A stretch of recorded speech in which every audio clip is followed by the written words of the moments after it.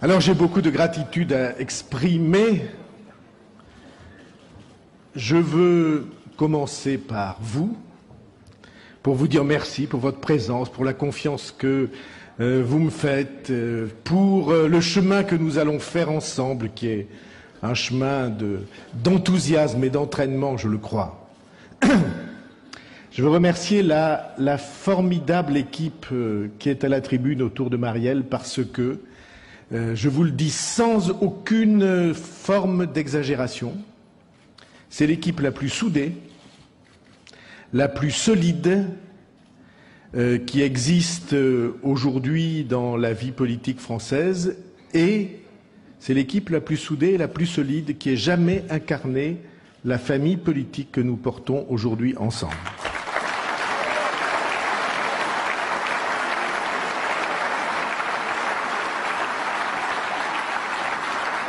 Je veux dire ma gratitude à Francesco Rutelli, pas seulement pour l'amitié que vous sentez, qui est réelle, qui est ancienne. Je veux lui dire ma gratitude pour ce qu'il est en train de faire et de conduire en Italie. Vous savez bien qu'il y a une formule classique en français, dans l'histoire française, on dit l'Italie, c'est notre sœur latine. Il y a beaucoup de ressemblances entre la patte humaine de la vie politique italienne et la patte humaine de la vie politique française. Beaucoup. Et si vous regardez l'histoire récente, alors vous verrez des choses où nous étions les deux seuls pays à avoir un parti communiste à 25% chez nous, 35% chez eux. Il y a une marque de la tradition, de la culture dans notre histoire, de la culture chrétienne. Il y a des rejets de la culture chrétienne, des choix de laïcité, polémiques, affrontés. Il y a beaucoup de ressemblances entre l'Italie et la France. Et ce qu'il est en train de faire est formidable. Je veux faire deux commentaires. Il a parlé de Wikileaks et il a parlé de la vision de la politique et de son organisation. Wikileaks, c'est à mon sens une chose très importante. Il y a eu beaucoup d'émotions, de colère, de condamnations. Je comprends qu'on ne puisse pas et qu'il ne faille pas tout mettre sur la place publique. Et cependant, je vous le dis comme je le sens, et peut-être m'en fera-t-on le reproche, j'ai senti à la lecture de ces documents comme un air de vérité et de liberté. Quelque chose qui révélait des choses importantes. Bien sûr, il y a des informations sensibles. Mais je sais aussi que ceux qui les ont édités feront attention, peut-être encore plus qu'ils ne l'ont fait. Moi, il y a un télégramme qui m'a vraiment fait rire. Enfin, rire. Qui m'a plongé dans un sentiment d'amertume, comme si quelque chose se levait. C'est le prince Andrew, qui est en visite au Kirghizstan. Et il est à la table avec représentants officiels, des ambassadeurs, et on lui décrit la situation au Kirghizstan. Et on dit, vous savez, ici, tout s'achète et tout se vend. Les décisions politiques sont des décisions très souvent influencées par des lobbies. Et le prince Andrew, avec l'imprudence de son jeune âge, regarde la table et dit, mais alors c'est exactement comme en France. C'est un télégramme diplomatique officiel de Wikileaks. Je ne vous dis pas qu'il avait raison, mais l'impensable pour nous, responsables politiques français, c'est qu'il l'ait dit. Parce que ça dit quelque chose de l'image cruelle, je crois excessive, mais pas toujours erronée, que notre pays est en train d'acquérir dans le monde. À quoi il faut faire attention. Première observation. Deuxième observation. Francesco a parlé de l'organisation de la vie politique dans les pays européens. Et je ne vous parlerai même pas de pluralisme et de ses valeurs, j'en dirai un mot dans le texte dans lequel je vais entrer. Je voudrais vous soumettre une loi politique que j'ai appelée la loi de Bayrou. Mais une loi politique très simple qu'il faut constamment avoir à l'esprit chaque fois que on vous propose de dénaturer votre action pour aller rejoindre des courants qui ne sont pas les vôtres, et vous reconnaîtrez des débats qui ont eu lieu en notre sein pendant des années, depuis 2002, depuis la création de l'UMP, etc. La loi de Bayrou, elle dit quelque chose de très simple. Et ne l'interprétez pas mal, même si ça vous fait sourire dans sa formulation. Elle dit « les partis se tiennent par leur noyau dur ». Je ne sais pas ce que ces rires veulent dire, franchement. Franchement. Les partis se tiennent par leur noyau dur.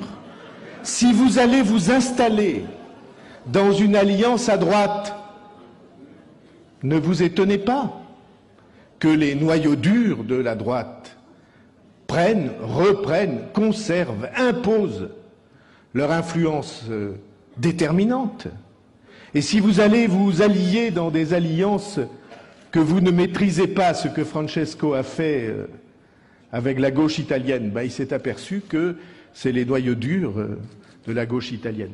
Si vous avez une autre idée, si vous pensez que ces deux visions sont erronées, si vous pensez que, certains disent au centre, nous avons une vision non seulement centrale mais plus large, démocrate comme nous le disons. Si vous pensez que c'est au centre qu'il faut gouverner, alors faites des regroupements au centre. Le seul mouvement qui se tienne par les noyaux durs du centre, c'est le centre, et pas tout autre montage qui ne peut que dénaturer.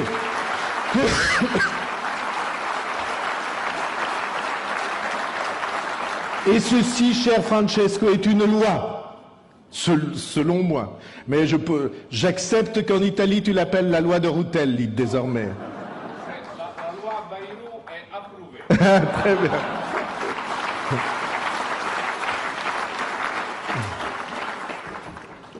Bien, mes chers amis, je ne sais pas si vous avez regardé ce matin le calendrier. Je vois que vous ne l'avez pas fait, mais je l'ai fait pour vous.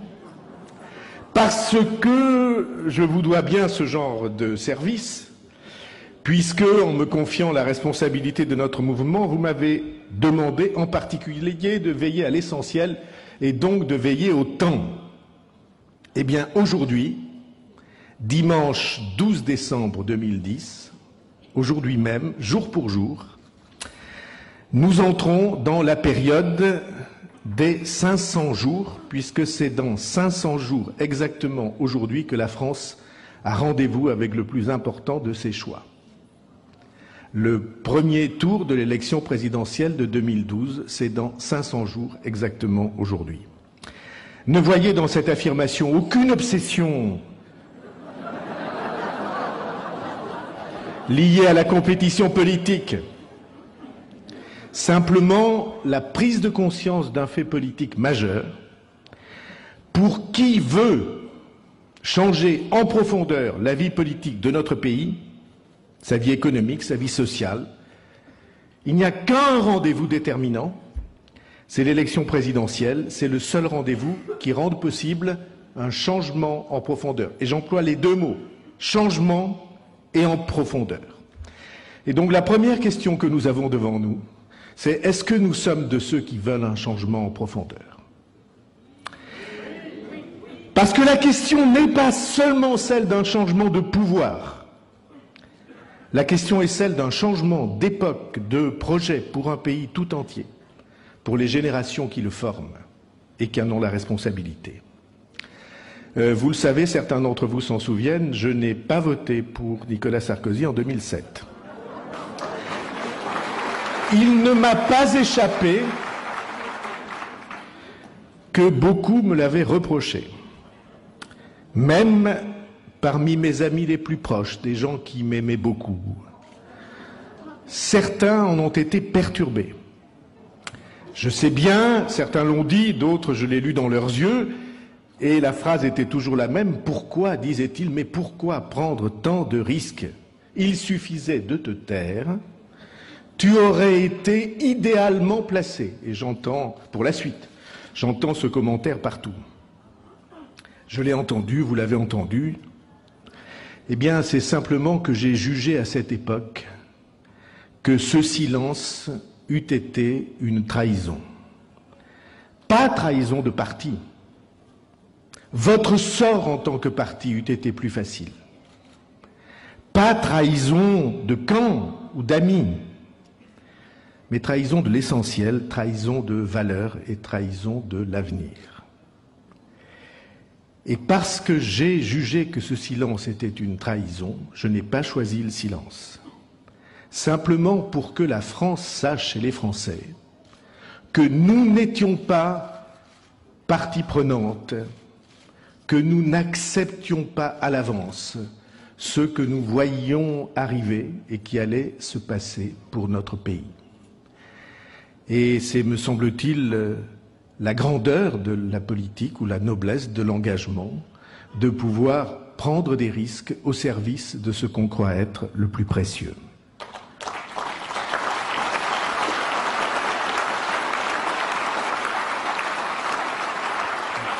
Alors je n'ai pas l'intention de prononcer devant vous le énième réquisitoire contre le président de la République dans l'exercice de sa fonction. Je l'ai fait quand le temps l'exigeait. Je l'ai fait, et peut-être à cette époque fallait-il quelque courage pour le faire. Tant l'approbation, l'applaudissement ou le silence était à ce moment-là général, au moment de l'édition d'Abus de pouvoir. Ce que j'ai écrit alors est écrit pour les temps à venir. Je n'ai rien, ni un mot, ni un adjectif à y changer. Ce qui était annoncé, c'est réalisé. Je ne m'en réjouis pas de voir l'état de notre pays, ses difficultés économiques et sociales, même si toutes ne sont pas de la responsabilité du pouvoir le plus récent. Je vois l'enlisement de tous les problèmes sans exception hier présentés comme brûlants. Je vois la difficulté, pour ne citer que des banlieues, de l'intégration, même de la sécurité. Et je vois le découragement, la stagnation, par exemple, de l'école. Je vois l'état moral, et comme je l'ai dit ce matin, l'état de démoralisation, morale et morale, ébranlés en même temps. Je vois les privilèges des uns et la difficulté à vivre des autres. Je ne dis pas que rien n'a été fait. Sûrement, on peut trouver ici ou là des décisions, heureusement, qui toutes ne sont pas mauvaises. J'en signalerai une ou deux dans le courant de mon propos. Mais l'équilibre général a été plus d'injustice que de justice, plus d'aggravation que de progrès. Et de surcroît, avec un exercice du pouvoir dont tout le monde voit à quel point il a été partisan et clanique, la tragicomédie du remaniement a été, pour qui en doutait encore, la plus cruelle des confirmations. Je n'ai pas besoin d'insister, ce tableau-là, tout le monde l'a sous les yeux. Et ce n'est plus du passé qu'il s'agit, c'est de l'avenir. Et c'est d'avenir que je veux vous parler à cette tribune. Et je veux commencer par une déclaration de volonté et d'optimisme. Il n'est plus temps de faire Cassandre, qui annonçait le malheur des temps. Et plus Cassandre voyait juste, et moins on la croyait. Nous avons averti quand il fallait avertir, nous avons vu quand il fallait voir. Maintenant, nous avons un immense enjeu devant nous. Il nous faut rendre l'espoir à un pays qui n'en a plus ou plus guère. Il nous faut dire et défendre l'optimisme, un optimisme nouveau pour un peuple qui aujourd'hui est désabusé. Il nous faut remplir cette mission d'espérance quand l'espérance a déserté. Les peuples, particulièrement le peuple français, souffrent trop quand il se trouve abandonné au scepticisme. La mission des politiques, c'est la lucidité. Et après la lucidité, c'est d'entraîner vers le redressement. Alors, le moment est venu de dire quelque chose à la France. Le moment est venu de dire à la France, nous allons nous en sortir. Le chemin existe. Il est exigeant. Il existe. Il ne nécessite pas, ce chemin, de grands congrès d'experts internationaux. Il ne nécessite pas d'avoir fait de profondes études et de grandes écoles. Ce n'est pas un chemin pour les experts. C'est un chemin pour un peuple. Un chemin de bon sens et de bonne volonté, apporté d'un peuple comme le nôtre et d'un pays comme le nôtre. Nous allons nous en sortir. Le choix qui est le nôtre, c'est le choix de cet optimisme-là. Il existe un chemin pour que la France retrouve son équilibre, sa santé et son rayonnement.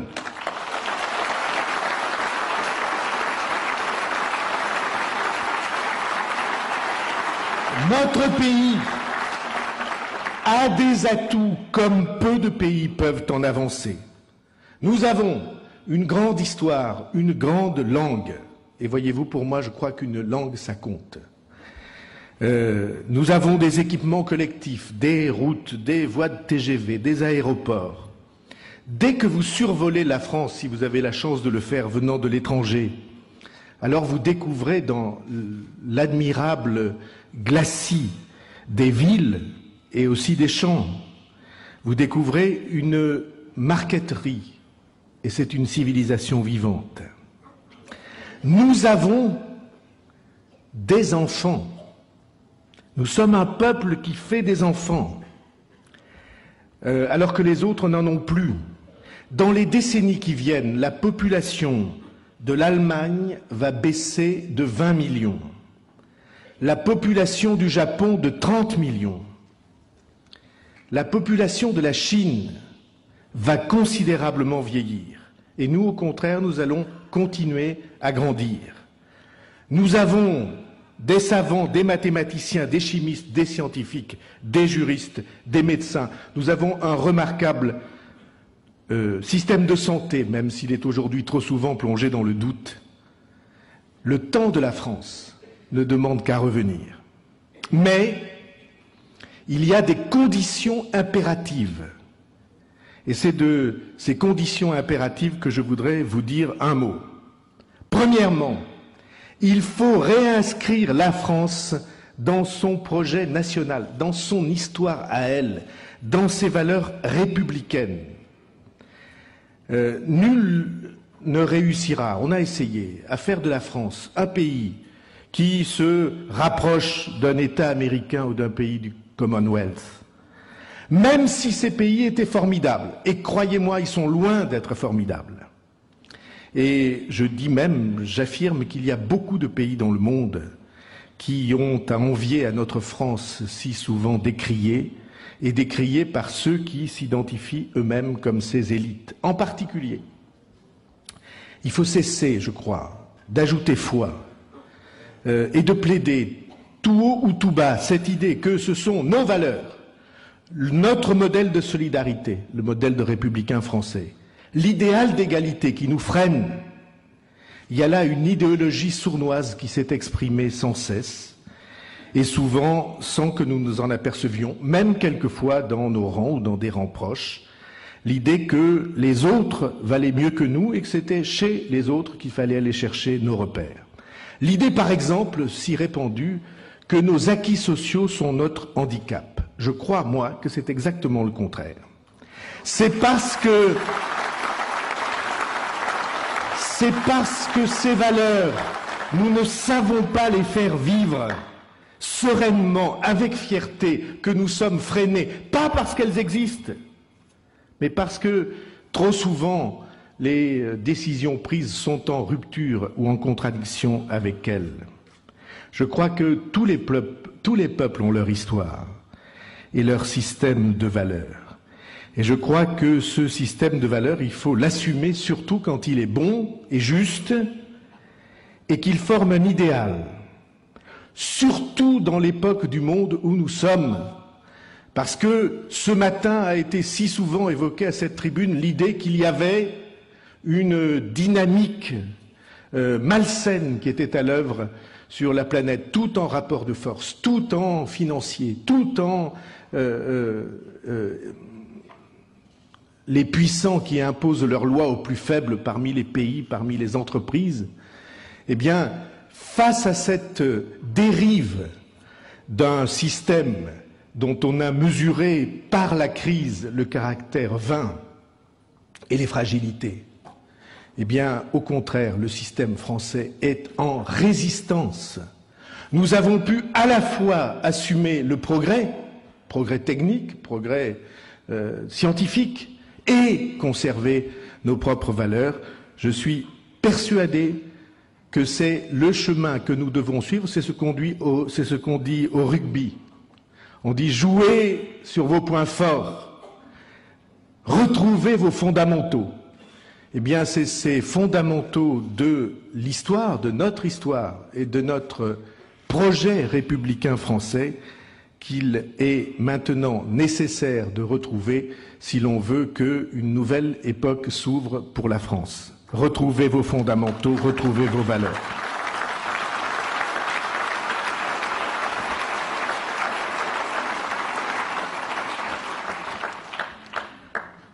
Nous voulons que s'ouvre une époque nouvelle. Nous voulons un pouvoir nouveau, un gouvernement nouveau, une majorité nouvelle, ce qui signifie que nous voulons changer le pouvoir, changer le gouvernement, changer la majorité. Je vous livre là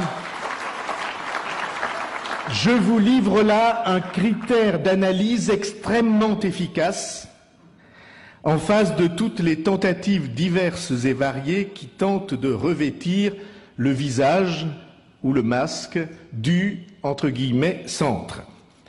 Je dis entre guillemets centre parce que je n'ai pas observé ces dernières années que ceux-là qui aujourd'hui s'en font les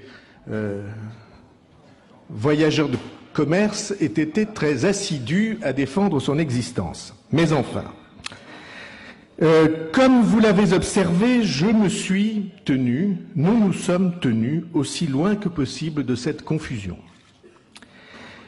Qui en est, qui n'en est pas, et je me dis du centre, mais j'appartiens à la droite, et je prétends que je suis indépendant, mais je suis un adhérent de l'UMP, tous ces micmacs, toutes ces manœuvres, ne vous trompez pas, télécommandées. Il était important de s'en tenir éloigné. Il est cependant utile de mettre un peu de clarté et un peu d'ordre dans ce bazar, soigneusement entretenu. Alors disons au moins ceci, qui est simplement de définition. On ne peut pas s'appeler centre quand on choisit d'être toujours du même côté.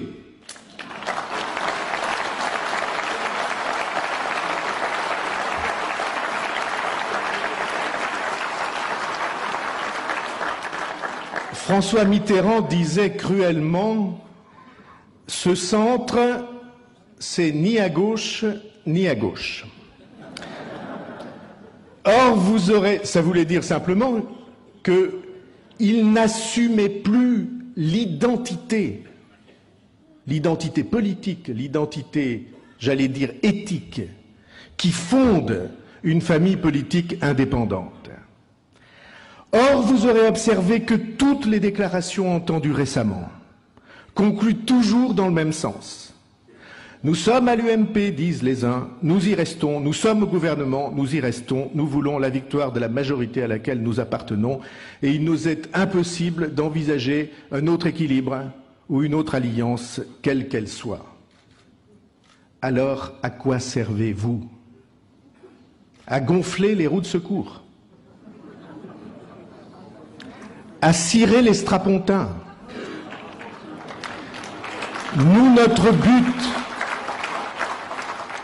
but, ce n'est pas la continuité, le maintien des pouvoirs actuels, mais un pouvoir nouveau, une majorité nouvelle, et le jour venu, un président de la République nouveau.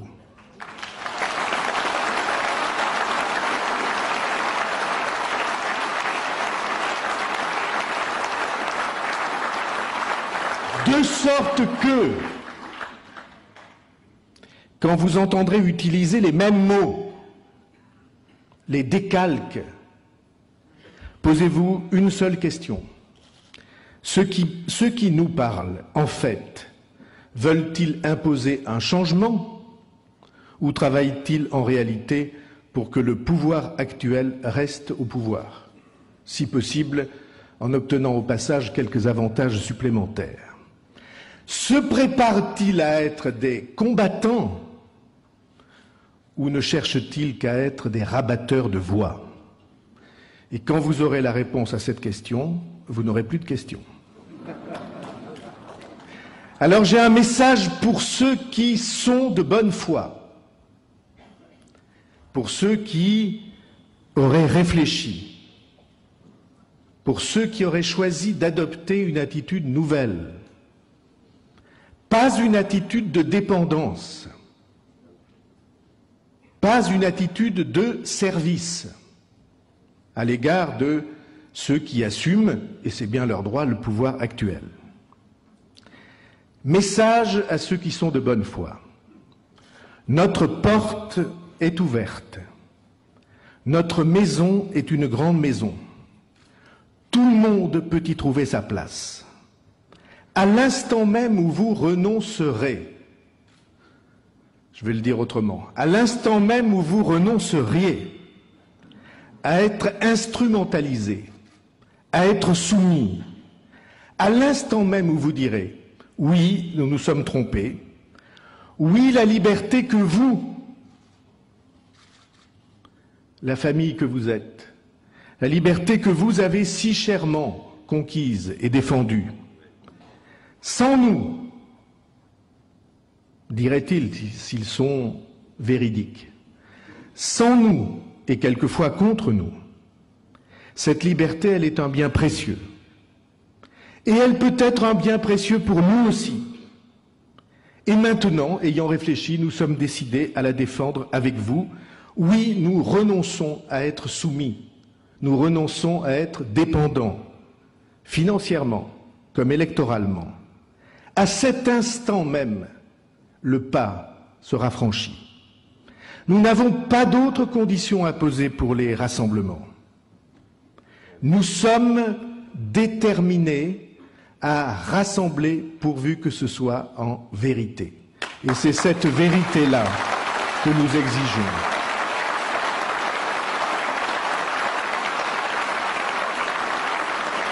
Et message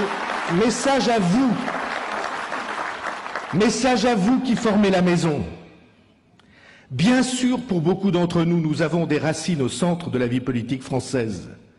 Mais ceux qui se rassemblent ici, ce n'est pas seulement ceux qui viennent du centre. C'est bien au-delà. C'est le courant démocrate français.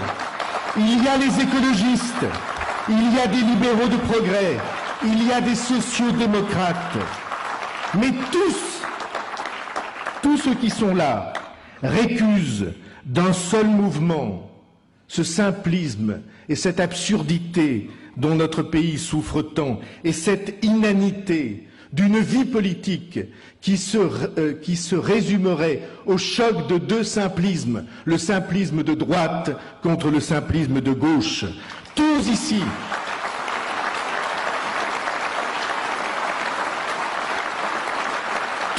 ils pensent que la vie publique, ce n'est pas une affaire de bord, ce n'est pas une affaire de rive, c'est le courant qui compte. Tous ceux qui sont ici, ils savent qu'entre les rives, il y a un fleuve, et que c'est le fleuve qui fait la vie, et que c'est le fleuve qui fertilise.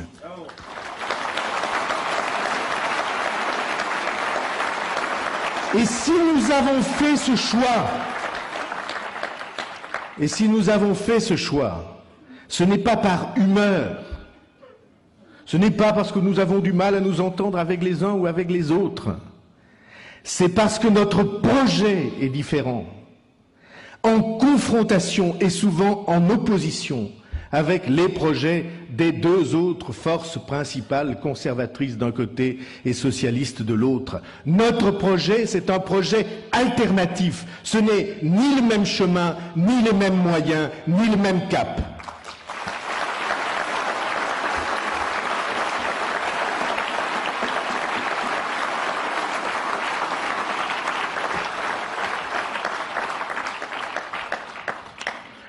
Prendre en charge l'optimisme français, alors il faut que nous assumions la première mission d'un grand peuple, d'un peuple qui traverse des difficultés et qui veut retrouver sa force et sa grandeur et son rayonnement.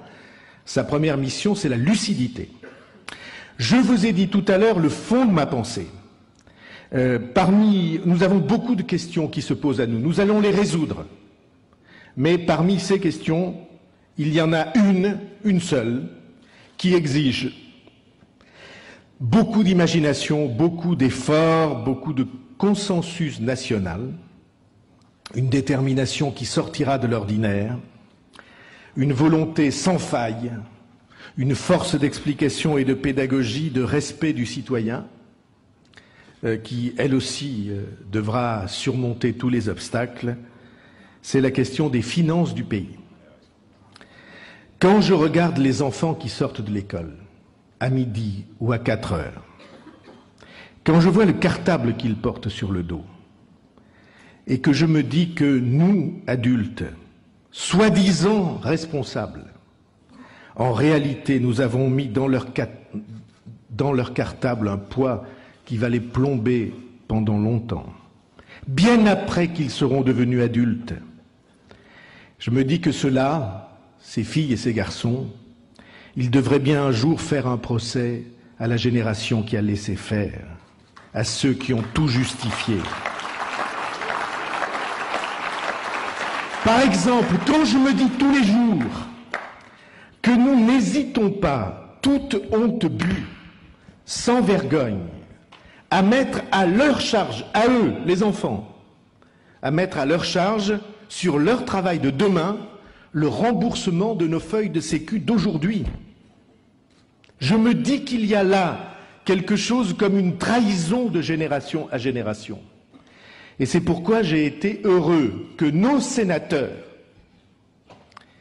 rejoints par d'autres sénateurs de l'Union centriste, Jean Arthuis par exemple, ont voté pour la première fois contre le PLFSS, le projet de loi de financement de la sécurité sociale, parce qu'il reportait le remboursement de nos feuilles de sécu d'aujourd'hui sur nos enfants quand ils seront adultes entre 2020 et 2025. C'est une honte démocratique, c'est une honte civique.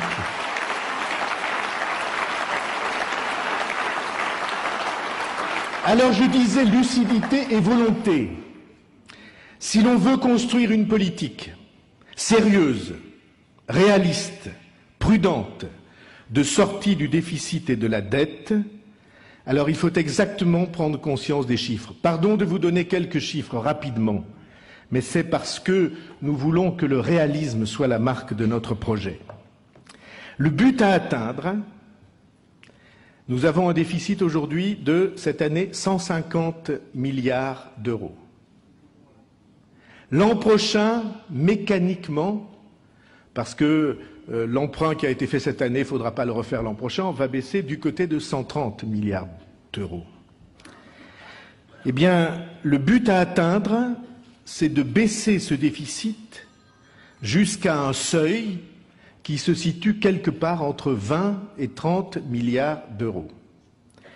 C'est-à-dire un peu plus de 1% de la production totale du pays pendant un an. Pourquoi est-ce que je cite ce seuil ? Ce n'est pas un seuil fantaisiste ou arbitraire. C'est parce que ce seuil, c'est le seuil de stabilisation de notre dette. Au-dessus de ce seuil, la dette continue de croître, et au-dessous, quand on atteint ce seuil, elle est stable.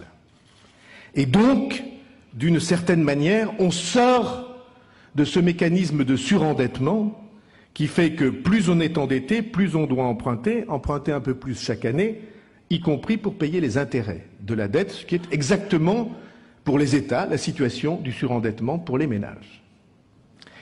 Quand on descend à ce seuil, la dette devient stable, elle ne grandit plus, le bateau ne s'enfonce plus.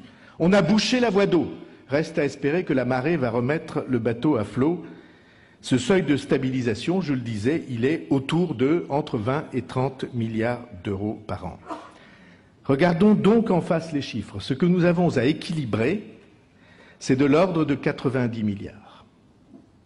Comment? Je vais faire les grands chapitres parce qu'il faut que les responsables publics essaient de dire des choses qui soient des choses ciblées et réalistes. Premièrement, en remettant les comptes sociaux à l'équilibre. Les comptes sociaux à l'équilibre, c'est à peu près Sécu plus retraite de l'ordre de 40 milliards.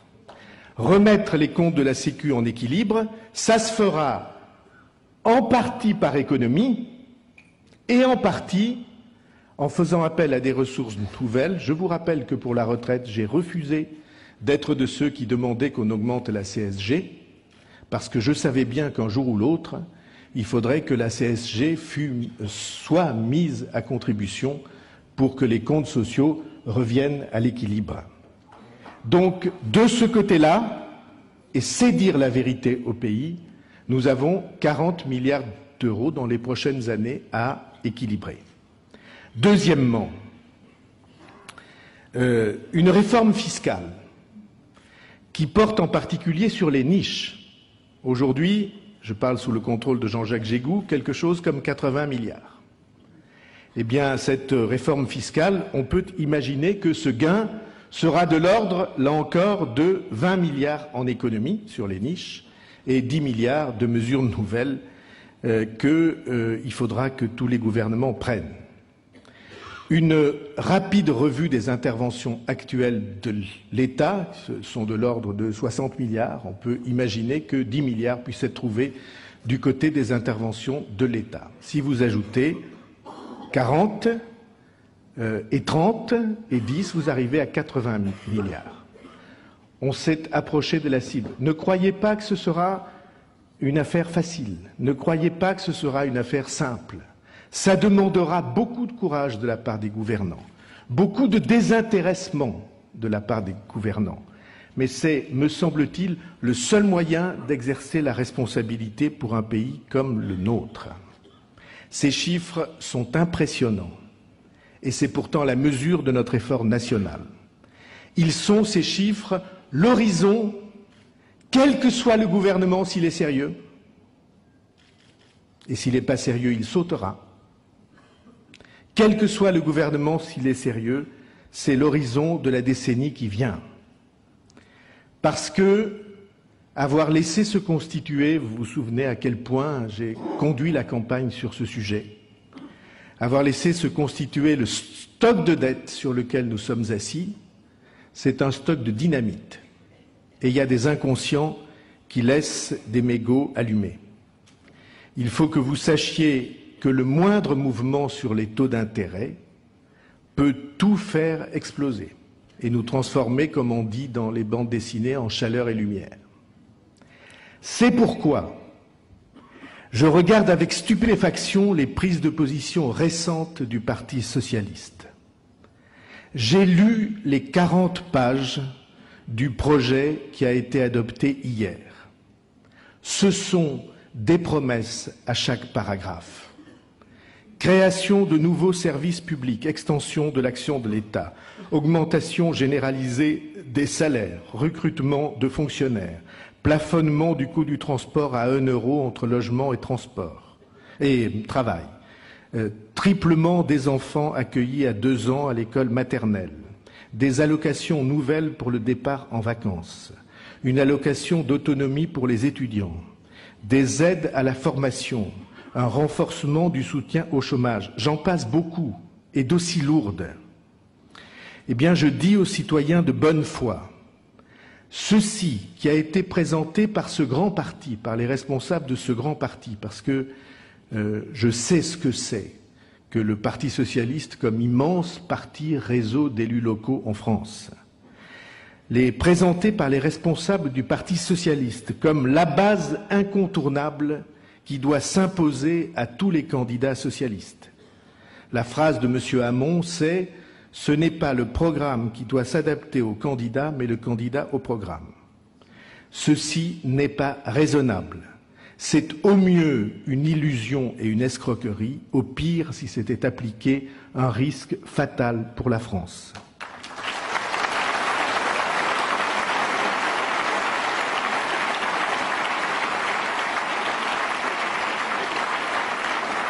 Je suis de ceux, je le dis, je l'assume, je suis de ceux qui ont cru que le Parti socialiste pouvait choisir un jour un cap de responsabilité. Je l'ai cru de bonne foi. J'en ai parlé souvent, publiquement et en privé, plus souvent encore, avec les responsables de ce mouvement. Mais le vote de ce texte me plonge dans l'inquiétude. Quand je lis ces pages, je me dis que quelque chose coupe en deux, en effet, la vie politique française. Et que ce n'est pas la frontière droite-gauche. Ce qui coupe en deux la vie politique, c'est la ligne qui sépare ceux qui veulent dire la vérité, qui pensent que la vérité est la base de tout, et ceux qui acceptent la tromperie et l'illusion, le mensonge fait aux citoyens comme moyen d'obtenir le pouvoir.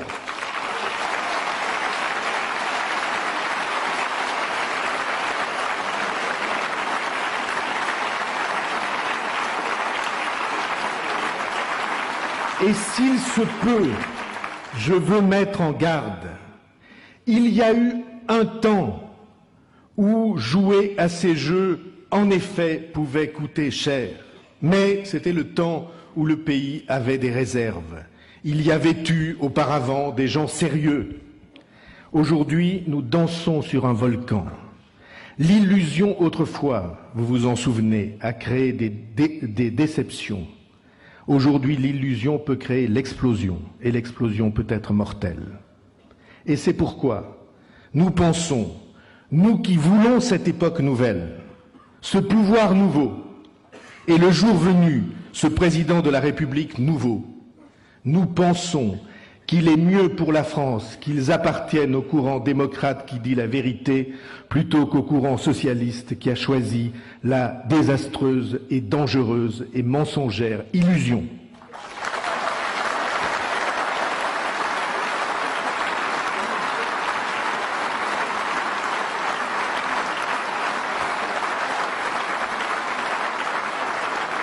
Dans les domaines où la lucidité s'impose, je veux dire un mot du problème, de la question de l'immigration.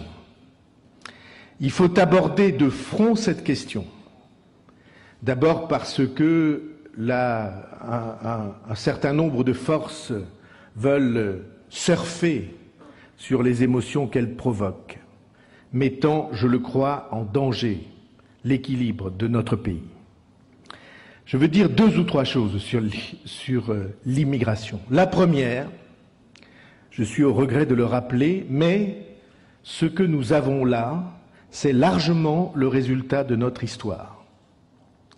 Je n'ai jamais considéré que la question de la colonisation ou du colonialisme était, je m'exprime devant Jean-Pierre Rioux, une question simple.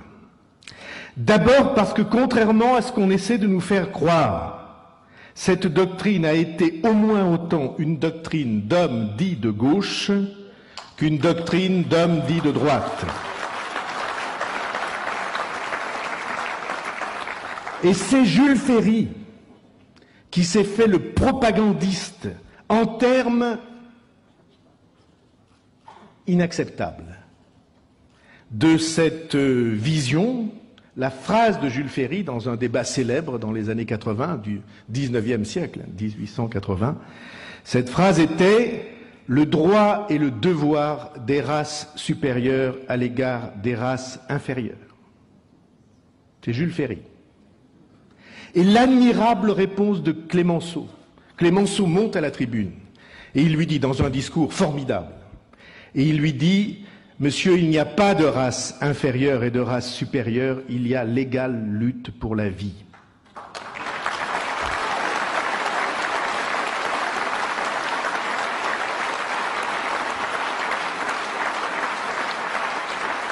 À cette époque, et il n'y a pas si longtemps, mon grand-père est né en 1878. C'est une génération qui, au fond, était née. C'est une génération qui, au fond, nous touche. On a l'impression de propos antédiluviens. C'est l'histoire de France. Eh bien, à cette époque, on allait sur les mers, au grand large, chercher des débouchés pour notre industrie. C'est ça qu'il disait dans le discours. Hein. Chercher des ports pour notre marine. Et on allait aussi porter, croyait-on, la civilisation. Et il y a eu des gens de bonne foi qui ont donné dans cette aventure et peut-être dans cette catastrophe, qui ont donné le meilleur d'eux-mêmes, de ce qu'ils avaient. Et il y a des cicatrices qui ne se refermeront pas. Comprendre l'histoire, c'est comprendre qu'elle n'est pas simple. Les plus flamboyantes aventures engendrent aussi de grandes tragédies durables, de brûlantes cicatrices, qui passent au travers des générations et se transmettent sans même qu'on s'en souvienne. À cela, sur le continent africain en particulier, Afrique du Nord, Afrique du Sud du Sahara, Afrique noire, nous avons apporté notre langue en leur disant que c'était une grande chance. Nous avons apporté notre familiarité, disions-nous, notre protection. On croyait peut-être qu'ils l'oublieraient, eh bien ils ne l'ont pas oublié. Nous leur affirmions que nous étions, nous la France, puissance tutélaire et protectrice, et que nous leur offrions cette protection d'une certaine manière. Les enfants les plus pauvres de ces peuples ne l'ont pas oublié non plus. Et la décolonisation non plus, ça n'a pas été simple et pas idyllique. Et ça a été terrible souvent. Et nous savons de combien de guerres civiles, de corruption, de dictatures sournoises ou totalitaires, la décolonisation aussi s'est payée. Alors quand on a en tête cette grande tragédie et ces grandes souffrances, et lorsqu'on regarde notre peuple et nos enfants, alors on a le devoir de se détourner des prophètes de malheur et de les combattre.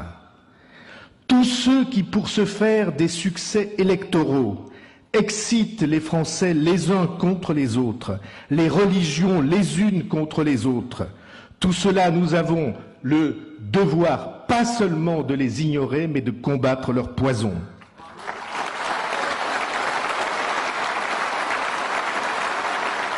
Et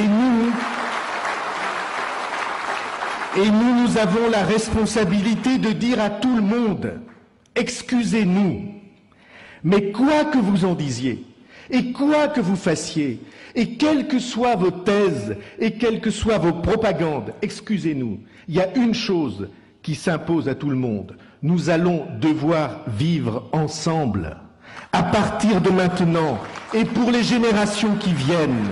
Vous et nous, et les enfants de nos enfants, et parfois, souvent, les enfants de nos enfants, ce seront aussi les enfants de vos enfants.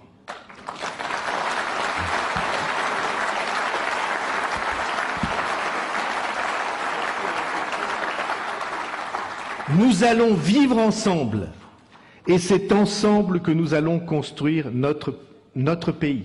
Construire. Le projeter dans l'avenir, pas à partir de rien. C'est un pays qui n'est pas une page blanche.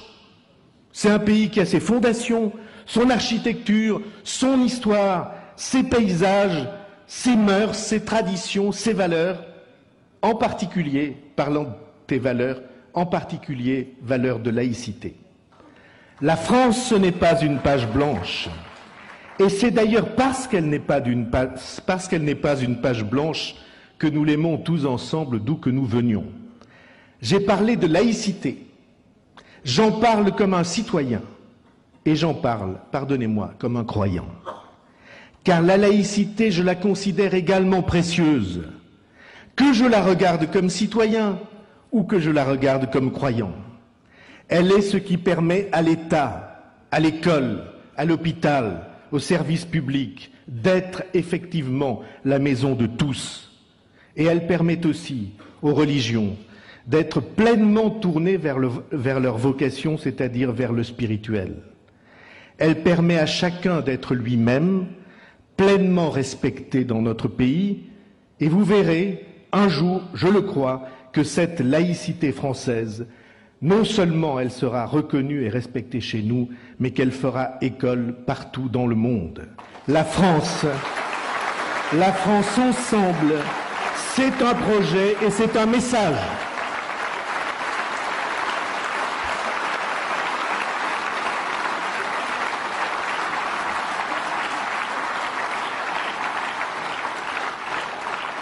Le combat que nous avons à conduire, il suppose des mots d'ordre, à condition que ce soit un petit nombre de mots d'ordre.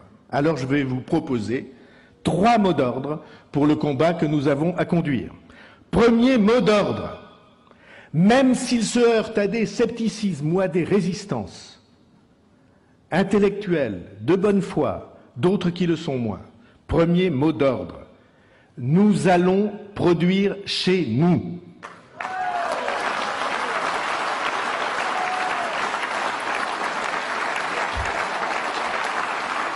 C'est un appel à la mobilisation, parce que je sais bien, et peut-être dans cette salle aussi, que beaucoup de Français croient au fond d'eux-mêmes que c'est impossible, que c'est fini, que c'est d'un autre temps. Ils pensent qu'il y a là, sans qu'ils comprennent très bien pourquoi, une fatalité, et ils se sont laissés envahir par la fatalité de la disparition, en réalité, ou de l'éclipse de la production chez nous. À tout cela, je dis, et les responsables ont le devoir de dire, contrairement à ce qu'on croit, la production, c'est la clé de tout. La production de biens, de techniques, de services, de programmes, de cinéma, de musique, de livres, de brevets de recherche, la création en un mot, et je ne fais pas de différence entre ces grands secteurs que certains considèrent comme séparés, économiques, social, techniques ou culturels. Je considère que tout ça, c'est la création, et tout ça, au bout du compte, c'est l'emploi. Parce que l'emploi, dont on parle comme un sujet en soi, l'emploi n'est qu'une résultante. S'il y a production, il y aura emploi. Et s'il n'y a pas de production, l'emploi s'étouffe et disparaît parce qu'on n'a rien créé qui puisse aider à en assumer la charge. Et c'est la clé de tout, parce que sans emploi, toutes les politiques sont vaines. Sans production, pas d'intégration des jeunes dans la vie active. Sans emploi, pas de valorisation des formations quand elles existent. Pas d'intégration sociale, pas d'ascenseur social, pas de rayonnement du pays. Or, il n'y a aucune raison, d'aucune sorte, pour que la France ait accepté de déserter des pans entiers de la production. Nous ne sommes en rien moins doués, moins organisateurs, moins réactifs que les autres. Nous détaillons avec orgueil, et je suis le premier à le faire. Nous détaillons avec orgueil nos succès industriels, TGV, satellites, lanceurs d'engins, Airbus, armements, centrales nucléaires, hélicoptères. Même Nicolas Sarkozy s'en est aperçu. Hélicoptères, trains d'atterrissage, moteurs, automobiles, Formule 1. Et cependant, chaque année, nous souffrons davantage dans la compétition du monde. Et nous sommes exclus de production entière, du textile à l'équipement de la maison, qui sont d'immenses secteurs d'activité. Nous souffrons, nous sommes durement concurrencés, alors que nous avons comme voisin le plus proche, dans les Pyrénées on dit premier voisin, nous avons comme voisin le plus proche, c'est un statut, premier voisin, nous avons comme voisin le plus proche, et comme exemple, l'exemple allemand. Alors j'entends bien la campagne qui est en cours. et à laquelle je voudrais vous demander de réfléchir. Il y a une campagne en cours qui objecte que les Allemands, réputés vertueux, n'ont pas augmenté leur coût du travail depuis 10 ans, alors que, nous dit-on, chez nous, c'est près de 30% d'augmentation du coût du travail que nous avons eu depuis 10 ans. Je prends ces chiffres, pardonnez-moi de les prendre aussi avec précaution, parce que je crois, comme d'Israéli, qu'il y a 3 degrés dans le mensonge. Le mensonge, le satané mensonge et les statistiques. Et donc,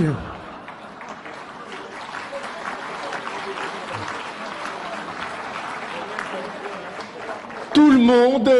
Pardon Robert, je te prie de m'excuser.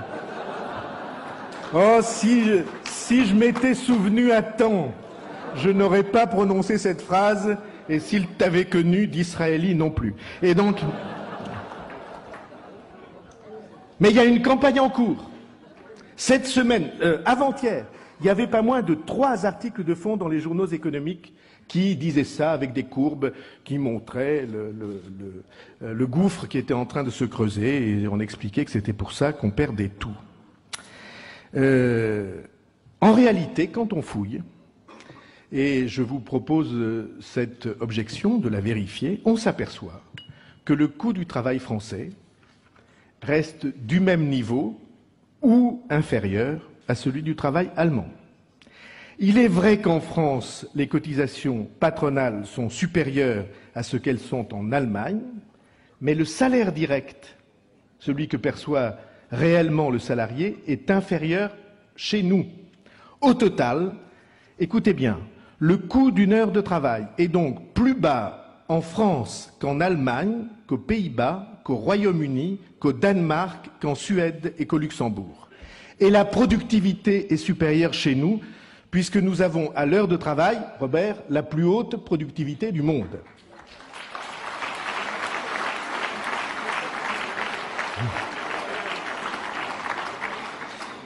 Moi, je suis comme tout le monde, je prends les statistiques quand elles vont dans mon sens. Hein. Confessons. Alors, où est la clé de notre disgrâce? Il y a plusieurs pistes de réponse. Un universitaire qui est venu me voir récemment, dont c'est la spécialité, il n'y a pas beaucoup d'universitaires dont la spécialité est la présence des productions dans les grands secteurs de consommation du pays. On a même du mal à trouver des chiffres. Mais cet universitaire m'expliquait récemment que nous avions, nous, Français, choisi pour les produits de notre pays un positionnement plus faible que celui des Allemands, qu'en réalité, l'industrie allemande ne produisait pas plus que l'industrie française, mais que nous avions choisi des produits moyens, alors que eux, nos voisins, avaient choisi une gamme de produits élevés qu'on peut facturer plus cher. Et vous avez en tête toutes les marques qui illustrent cette affirmation. Il y a un problème d'image de marque. Si je dis allemand, pas Karcher, non, d'abord c'est pas allemand, c'est autrichien, non. Si je dis allemand, tout le monde entend sérieux et tout le monde entend solide. Et tout concourt à cette image de marque. Par exemple, quand les gouvernants allemands prouvent qu'ils luttent réellement contre les déficits, en fait, ils disent sérieux, et ce sérieux s'entend aussi pour les machines à laver. Il y a une image de marque du pays que nous n'avons pas, me semble-t-il, suffisamment cultivée en France, et cette lacune, on peut la corriger. Ensuite,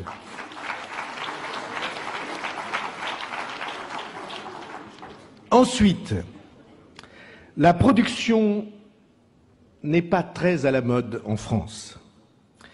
Nous nous souvenons tous de ce grand industriel qui fixait comme objectif à son entreprise, major dans son domaine, de devenir, disait-il avec fierté, une entreprise sans usine. Eh bien, nous pensons, au contraire, que c'est une force de maîtriser la production. Parce que ça n'est pas seulement la production d'aujourd'hui et les emplois d'aujourd'hui, C'est aussi, si vous y réfléchissez bien, la production de demain et les emplois de demain. Quand un produit disparaît, la compétence pour le produire disparaît aussi. Personne ne réfléchit plus à son évolution, personne ne réfléchit plus à son marketing, aux attentes des consommateurs, personne ne dépose plus de brevets. En réalité, le sol est stérilisé. Ce que nous voulons, c'est replanter la forêt qui nous permettra de produire. Et pour cela, il nous faut privilégier l'investissement qui se dirige vers l'entreprise et il faut le faire y compris fiscalement. Réserver les avantages fiscaux aux comportements qui préparent l'avenir. Par exemple, traiter mieux en matière d'impôt sur les sociétés les bénéfices réinvestis par rapport aux bénéfices distribués. Je suis pour une politique qui favorise l'entreprise, je suis pour le soutien à ceux qui innovent et je suis pour une politique de soutien aux PME et pas seulement aux très grandes entreprises du CAC 40.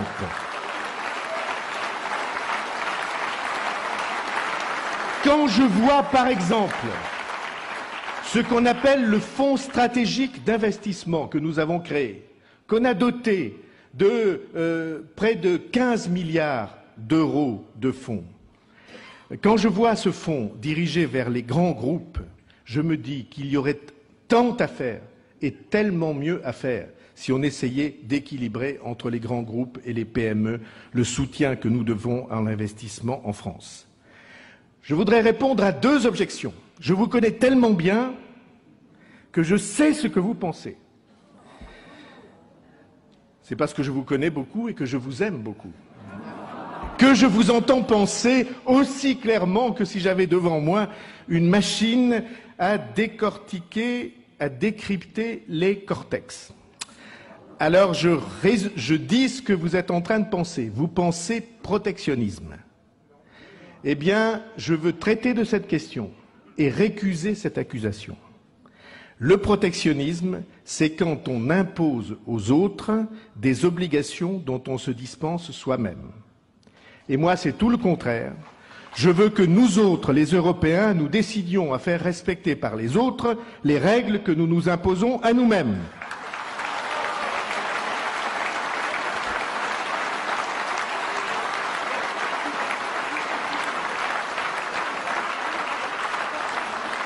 Pas toutes, bien sûr, pas toutes.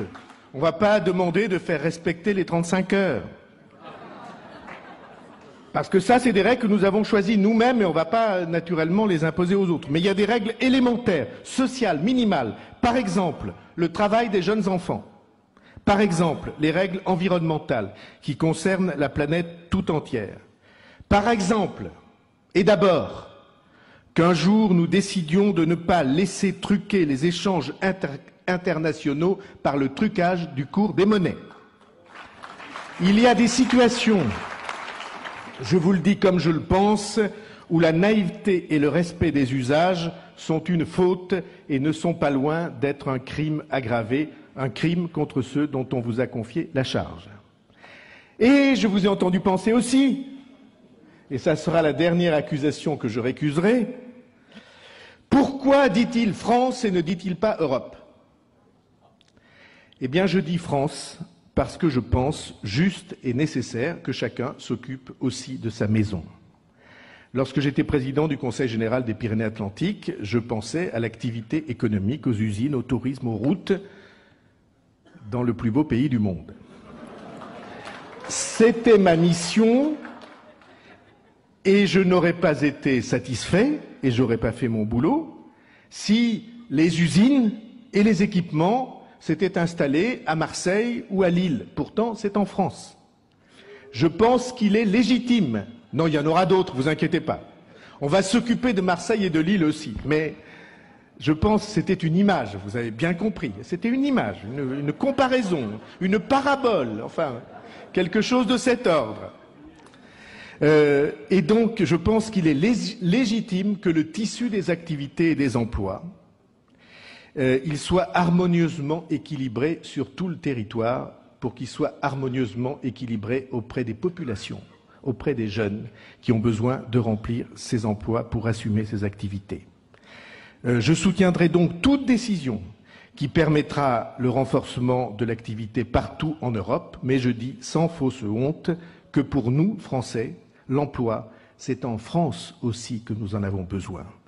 Et c'est pourquoi, quand le président de la République a fait passer un certain nombre de messages aux constructeurs automobiles, spécialement aux constructeurs dont l'État est actionnaire, je l'ai approuvé et je continuerai à le faire, même si je sais que ça ne plaît pas tous les jours à la pensée unique.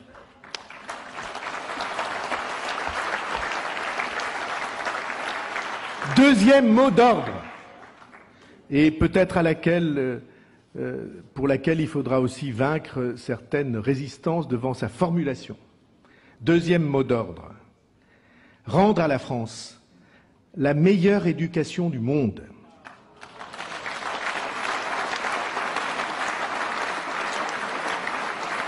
Vous avez entendu sur tous les médias les résultats de l'enquête régulière de l'OCDE qui s'appelle PISA. Cette enquête dit deux choses très simples. Dans tous les domaines où l'on mesure la compétence des élèves, la France recule depuis 10 ans. C'est vrai en compréhension de l'écrit, c'est vrai en mathématiques et en sciences, c'est vrai même en discipline dans les classes. Et deuxième élément, la France recule en particulier dans un domaine, un écart qui devient un gouffre, qui se creuse entre le haut et le bas de la pyramide scolaire. Entre les bons, voire les très bons élèves, et ceux qui ont le plus de mal. Et comme par hasard, ceux qui ont le plus de mal, ce sont ceux dont les origines sociales sont les moins favorisées. De tous les grands pays développés, la France est le pays dans lequel cet écart est désormais le plus grand. L'enquête confirme ce que nous savons par expérience ou par instinct. L'école française est très bonne pour le sommet de la pyramide. 10% ou 15%, plutôt 10%, des élèves de très bon niveau. Elle donne de bons résultats pour un tiers, un gros tiers des élèves. Mais ces résultats sont catastrophiques pour les élèves en grande difficulté. Et cela s'aggrave, puisqu'ils sont maintenant plus nombreux, ces élèves en grande difficulté, que dans les principaux pays partenaires de l'enquête, et nettement plus nombreux qu'il y a 10 ans. 25% d'augmentation des élèves depuis 10 ans, des élèves en grande difficulté. Et ce, malgré un investissement de la nation dans les dépenses publiques d'éducation plus élevé que dans tous les autres pays comparables. Tous nos efforts, dans tous les domaines, dans le domaine économique, dans le domaine social, dans le domaine de la recherche, dans le domaine de l'intégration, dans le domaine de l'emploi, tous nos efforts seront vains si nous ne redressons pas la situation et si nous ne rendons pas à la France le système éducatif qu'elle mérite. Et cela commence par le commencement. Et pour moi, le commencement, c'est l'écrit, c'est la lecture dès le plus jeune âge. Car les résultats mesurés à 15 ans par l'étude PISA, ces résultats, en vérité, ils sont acquis élève par élève ou presque dès la sortie de l'école primaire. Alors je veux vous dire ceci, contre lequel, et je me battrai sur ce sujet contre tout scepticisme. Il n'est qu'un objectif digne de la France, digne de son histoire et en particulier de son histoire scolaire. Garantir la maîtrise de la lecture dès le cours préparatoire, dès le cours élémentaire, à 100% des enfants. Tous les enfants. Je dis cela, même si certains d'entre vous n'y croient pas, mais je le dis en vous regardant dans les yeux. Tous les enfants peuvent apprendre à lire, quelle que soit leur origine, quel que soit leur milieu social ou culturel. Lire, ce n'est pas un exploit, c'est juste une technique facile d'accès, mais qui ouvre toutes les autres, tous les savoirs et toutes les libérations. Ce qu'a fait la Troisième République, avec des ardoises, des tableaux noirs, des cahiers, des crayons et des craies, nous pouvons le faire à l'ère des ordinateurs et des tableaux numériques.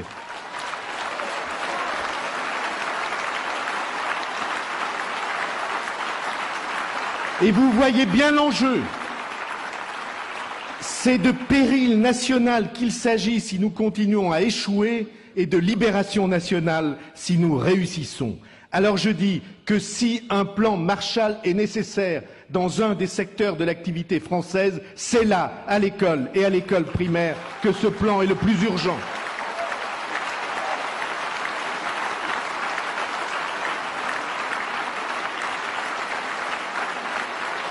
Alors, comme je vous entends penser, vous dites l'objectif très bien, mais comment peut-on faire? Eh bien, la méthode est simplissime, la méthode à suivre est simplissime. Il y a des classes où tous les élèves réussissent. Je vous dis un secret là. Il y a des classes où tous les élèves réussissent, des maîtres ou des maîtresses qui réussissent à les entraîner tous, qui ne connaissent pas l'échec ou très peu. Ils existent, ils sont nombreux. Servons-nous de leur savoir-faire.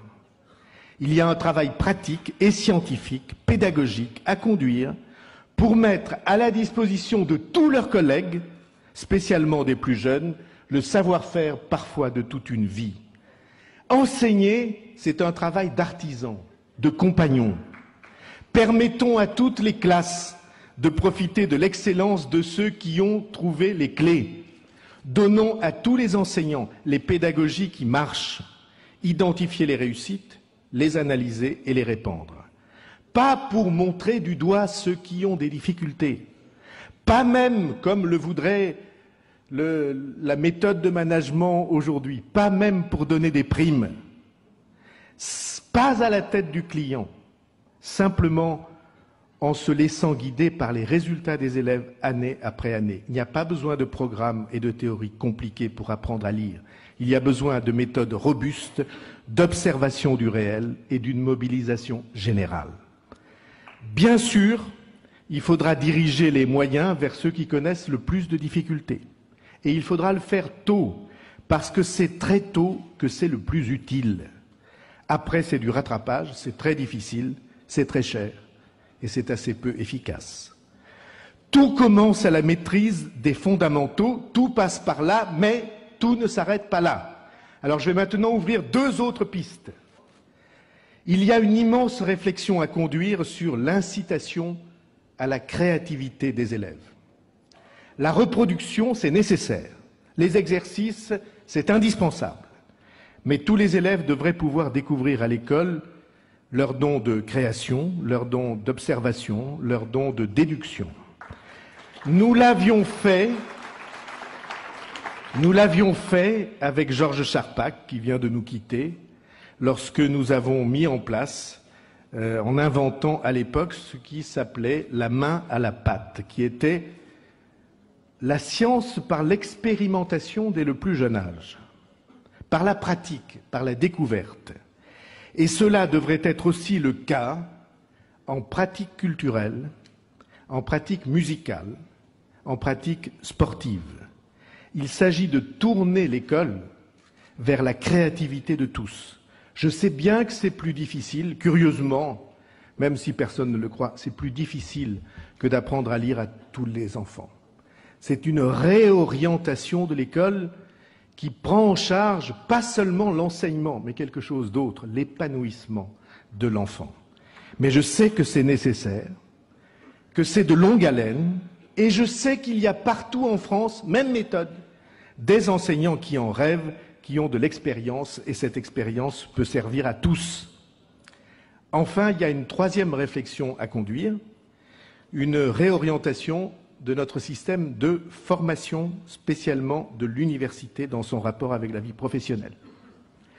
Il y a une grande ambiguïté historique, sociologique et historique, qui explique en partie la frustration d'une partie de la nation à l'égard de l'université, spécialement de la part des familles dans lesquelles c'est la première fois qu'un enfant va à l'université.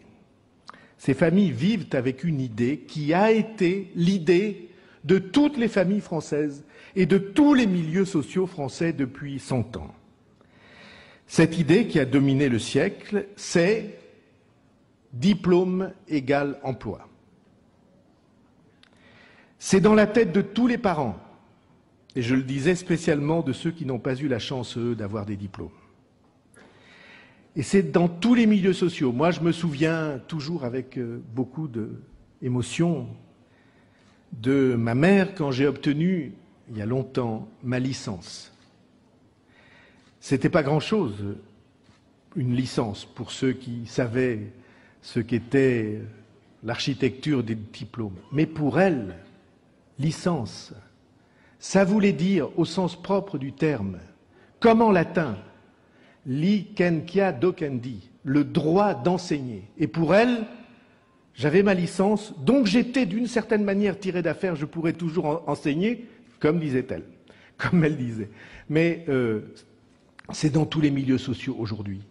Et quand les enfants ont un bac plus 5, les parents ne comprennent pas, et les étudiants non plus, ou bac plus 6, ou bac plus 7, qu'ils ne trouvent pas d'emploi avec ça. Dans le quartier dont je suis l'élu et dont tout le monde sait, dans ma circonscription, il y a une des cités présentées comme les plus difficiles de France. Eh bien, dans cette cité, j'ai une dame qui est venue me voir un jour, qui était marocaine, qui, elle, n'avait pas eu la chance de faire des études, ni même d'apprendre à lire. Et elle m'a dit, vous vous rendez compte, mon fils, il a un doctorat en philosophie, il ne trouve pas de travail. Et pour elle, c'était une remise en cause fondamentale de tout ce qu'elle avait cru, et naturellement de la société, qui lui imposait cette chose insupportable. Eh bien, il faut lever cette ambiguïté et entrer dans le temps de l'honnêteté. Il faut qu'il devienne clair pour tout le monde que la plupart des formations universitaires sont des formations générales, très utiles, essentielles, mais auxquelles il faudra ajouter une qualification professionnelle. Et que ça n'est pas la même chose. Et il faut construire, si nous voulons être véridiques, si nous voulons parler aux jeunes autrement qu'en les anesthésiant, faites des études, continuez les études, vous trouverez un emploi. Ce n'est pas vrai. Il faut construire l'appareil de cette formation professionnelle par alternance le plus souvent possible, quand il s'agit de trouver un métier, et de cette formation continue, quand il s'agit d'améliorer ou de changer de métier. Et c'est très simple, ça existe. Par exemple, ça existe pour les avocats. Vous faites une formation générale en droit, et puis après, vous entrez par concours dans la formation professionnelle du métier d'avocat. Eh bien, cet exemple-là, en fait, c'est un tronc avec des branches. Avec le tronc, on fait la formation générale, quelle qu'elle soit. Avec les branches, on fait la qualification professionnelle. Il reste à bâtir les branches de ce grand arbre que nous avons besoin de construire. Et je le dis pour les universités, si nous faisons cela, ça va être passionnant. Voilà pour le deuxième mot d'ordre. La meilleure école du monde. Troisième mot d'ordre. Ils regardent leur montre, ils disent, mais vous savez, le truc, c'est, le type, il regarde sa montre une fois, deux fois, trois fois. Et la troisième fois, il l'enlève, il la secoue, il la porte à l'oreille pour voir si elle marche encore. Et donc, écoutez, un congrès, c'est une fois tous les 3 ans. Voilà.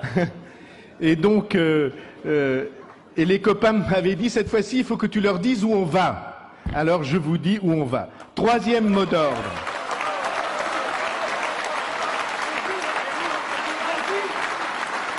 Troisième mot d'ordre, et ça sera le dernier pour aujourd'hui, l'Europe refondée.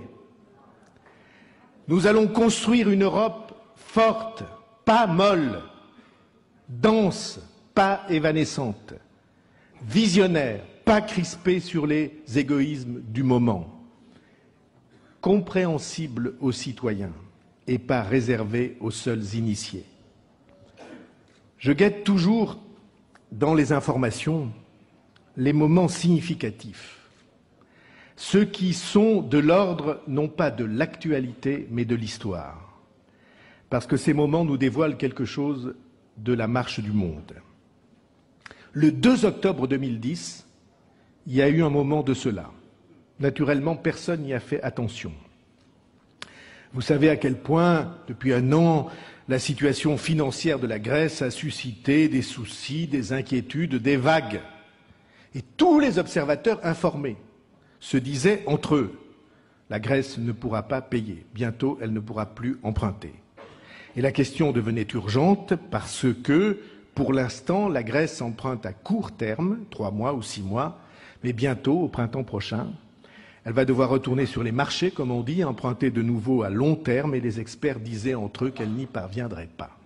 Or, le 2 octobre, il y a eu, à Athènes, la visite officielle du Premier ministre chinois. Et à l'issue de cette visite, on a appris quelque chose de très simple et pour moi de très significatif. On a appris que cette dette grecque, présentée si souvent comme invendable, c'est la Chine qui l'achèterait pour des dizaines de milliards. Voyez-vous, j'ai beaucoup d'admiration pour la Chine.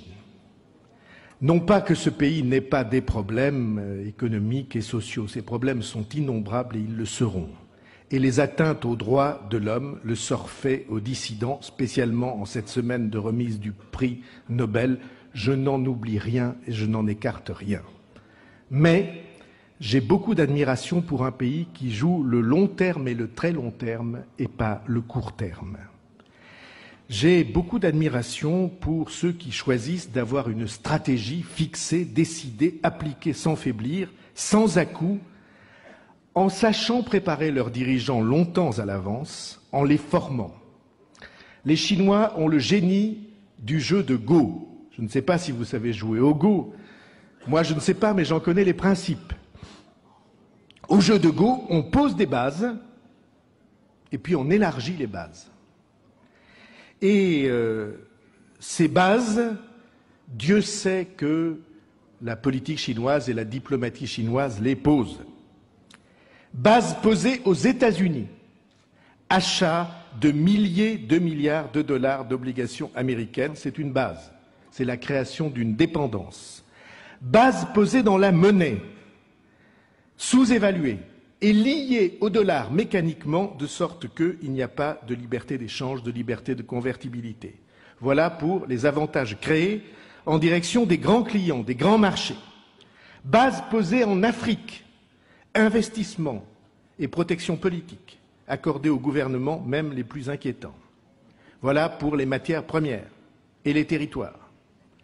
Et maintenant, base posée en Europe, en Grèce, je le disais, au Portugal, et pour pas cher, parce qu'il n'y a pas de risque grave. Et que voulez-vous que soient les marges de manœuvre quand il s'agira de discuter entre Européens des gouvernements rendus ainsi dépendants? J'ai comparé la détermination de cet admirable navire, de cette admirable nef chinoise, avec la fébrilité désordonnée, au jour le jour, pusillanime, de nos dirigeants européens, cherchant à caresser dans le sens du poil et dans le sens des sondages l'opinion publique, sans stratégie de long terme et sans pédagogie. Et la comparaison n'est pas flatteuse. Si en face de telles stratégies, de telles volontés, nous continuons à accepter de mettre en scène, à accepter et à mettre en scène la division, la fragilité des Européens, sans stratégie, sans vision de long terme, alors nous aurons mérité ce qui nous arrivera, la lente décadence et la soumission et le chômage de nos enfants. Et cela commence, mes chers amis, cette semaine, parce que cela commence par l'euro. Et par cette affaire d'emprunt, avec l'explosion des taux d'intérêt qui menacent en chaîne les pays de la zone euro. J'entends ici ou là des responsables, ou plutôt des irresponsables politiques, qui, par aveuglement, par obsession anti-européenne, plaident ouvertement pour la sortie de notre pays de la zone euro, peut-être la création de 2 euros, un euro des forts et un euro des faibles, dans lesquels, euro des faibles, naturellement, nous serions, et pourquoi pas le retour du franc. Je sais bien qu'on dit beaucoup de bêtises en politique, que l'esprit de parti ne s'embarrasse pas souvent de crédibilité. Mais il est 2 sortes de bêtises. Il y a les bêtises qui ne sont que des âneries, et autant en emporte le vent, et il en a entendu d'autres. Mais il en est d'autres qui sont purement et simplement criminels. Notre pays vogue vers les 2000 milliards de dettes, libellées en euros.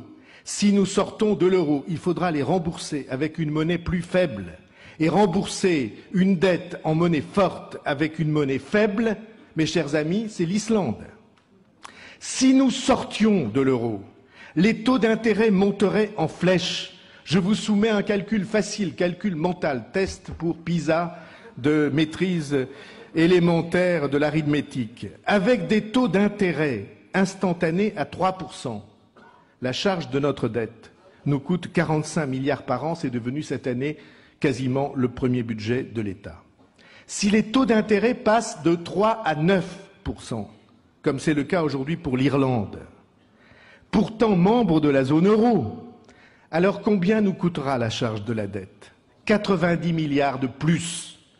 Il faudrait multiplier par 3 l'impôt sur le revenu des Français pour rembourser cette dette sans aucun autre investissement ou aucune autre dépense supplémentaire. Et combien nous coûterait le carburant? Et combien nous coûteraient les matières premières, minières? Je vais vous dire ce que cela nous coûterait. Ça nous coûterait la misère pour tout un peuple, du sang et des larmes en raison de l'irresponsabilité de quelques-uns. Voilà pourquoi, à mon avis, il faut défendre l'euro, non pas pour les autres, non pas par idéologie européiste. Il faut défendre l'euro pour nous-mêmes, en égoïste autant qu'en généreux, en priant pour que la spéculation recule et qu'elle perde le combat que nous devons mener contre elle.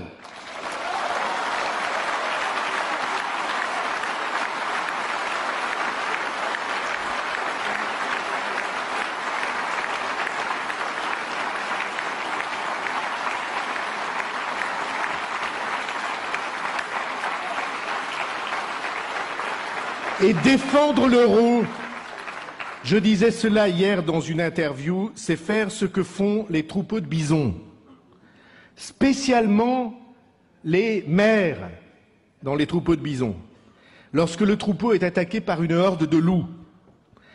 À cet instant, l'instinct leur dicte que le troupeau a le choix entre 2 stratégies, ou bien la fuite chacun pour soi, ou bien le regroupement. Si c'est la fuite qui est choisie, et dans l'affolement, ça arrive souvent, les plus faibles, les plus jeunes restent à la traîne, décrochent du troupeau. Alors les loups les dévorent, l'un après l'autre, jusqu'à satiété. Mais les mères, avec leur instinct, elles imposent souvent l'autre stratégie, le regroupement. Alors le troupeau fait cercle. On met les plus faibles à protéger au milieu, et les plus vigoureux, les sabots les plus tranchants et les cornes les plus acérées autour du cercle, en périphérie. Tout le monde est solidaire, alors que viennent les loups s'ils l'osent, et ce sont alors les loups qui s'en vont. Et les commentateurs superficiels croient qu'ils agissent ainsi pour protéger les plus faibles. Cela, c'est l'apparence. Ce qu'ils protègent, c'est le troupeau. C'est l'avenir de l'espèce. C'est eux-mêmes qu'ils protègent en protégeant les plus faibles. Et c'est la même chose pour l'Europe, et c'est la même chose pour l'euro.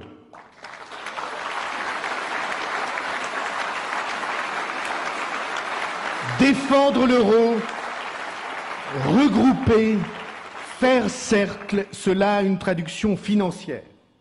Au lieu de laisser chacun des pays européens en difficulté passagère se débrouiller tout seul, chacun pour son compte, exposer tout seul ses difficultés. Au lieu de cela, il faut faire masse.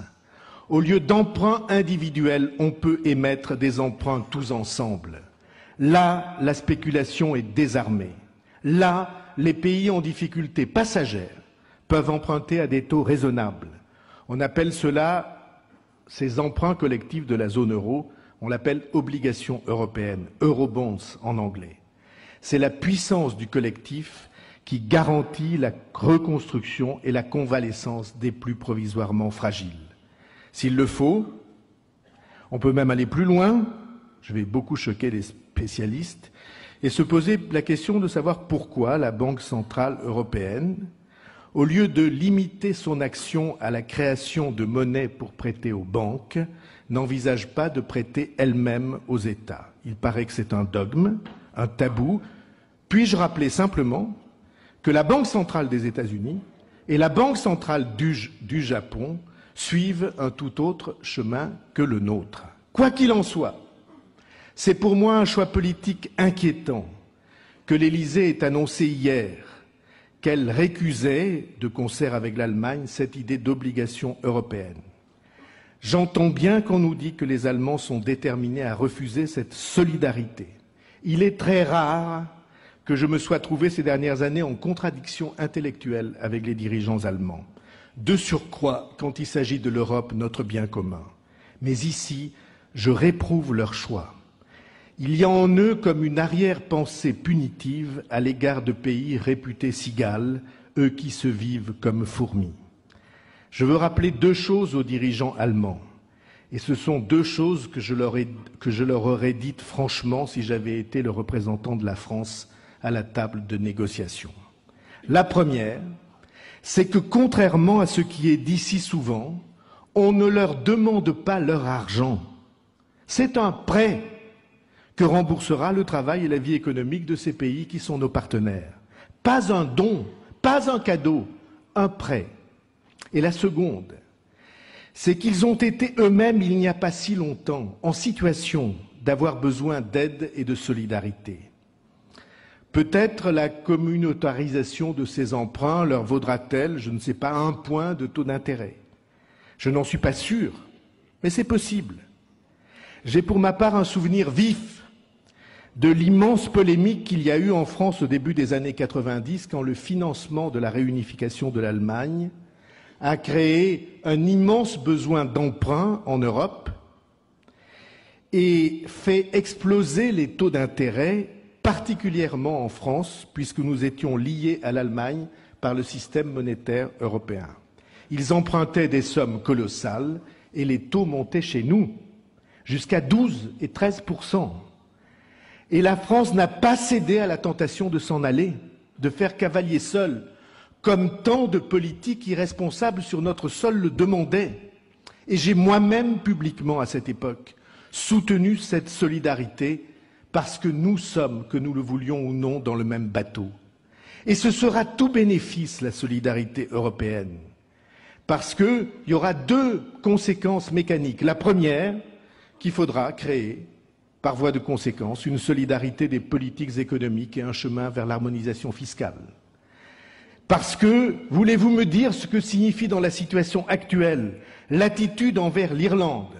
On fait marcher la caisse commune, mais on accepte que le dumping fiscal irlandais continue à jouer à plein, dumping fiscal qui fait que Google, par exemple, ne paie que 2% d'impôts sur les sociétés et que ce dumping fiscal continue de plus belle. Et la deuxième, c'est que nous devrons assumer nous-mêmes la surveillance précoce des dérives en zone euro, la prévention des dérives en zone euro, en exigeant de créer une agence de notation européenne indépendante qui examinera la situation des États. La solidarité, c'est une force. La division issue d'un égoïsme à courte vue, c'est une faiblesse. Et en temps de crise, nous y sommes entrés pour longtemps, la faiblesse est mortelle. Voilà nos idées, voilà notre détermination, voilà notre volonté, voilà nos mots d'ordre. La France a besoin de tourner la page pour que s'ouvrent des temps nouveaux. Et ce n'est pas difficile. Et ça ne coûte rien. Au contraire, je vais énumérer devant vous en guise de conclusion quelques-uns des immenses besoins de notre peuple et vous verrez qu'aucun de ceux-là ne demande dépenses nouvelles. Au contraire, il demande simplement un peu de conscience, un peu de détachement, un peu de sens de l'exemplarité, pas plus en vérité que la conscience, le détachement, le sens de l'exemplarité qu'une mère de famille ou qu'un père de famille ou qu'un créateur d'entreprise ou qu'un responsable d'association ne doit exercer. Écoutez bien, il n'est pas difficile de trouver un pouvoir des femmes et des hommes honnêtes.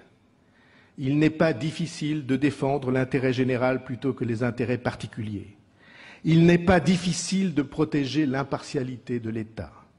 Il n'est pas difficile d'imaginer que le président n'est pas le chef d'un parti, mais le chef de l'État qui appartient à tous les Français. Il n'est pas difficile d'avoir le souci du long terme de se détourner de la communication fébrile, de la production de lois décidées au jour le jour et oubliées sitôt que votées. Il n'est pas difficile de choisir la stabilité et l'équilibre. Il n'est pas difficile de garantir que les gouvernants deviennent indépendants de tous les intérêts de clans ou de classes, qu'ils connaissent bien entendu les grandes puissances économiques, mais qu'ils les tiennent à distance, qu'ils pensent aux petits au moins autant qu'aux plus forts, qu'aux plus introduits et qu'aux plus puissants. Il n'est pas difficile d'établir le principe que les efforts doivent être demandés un peu plus à ceux qui ont le plus et un peu moins à ceux qui ont moins. Il n'est pas difficile de constater qu'il faut que le président préside, c'est-à-dire qu'il inspire et qu'il rassemble, et que le gouvernement gouverne, c'est-à-dire qu'il décide et qu'il mette en œuvre. Il n'est pas difficile de garantir que tous les courants d'opinion auront leur place dans la République nouvelle, que tous pourront s'exprimer et se faire entendre et être reconnus à raison des citoyens qu'ils représentent. Il n'est pas difficile de libérer tous les médias, et particulièrement les médias publics, de l'emprise du pouvoir ou du soupçon de cette emprise.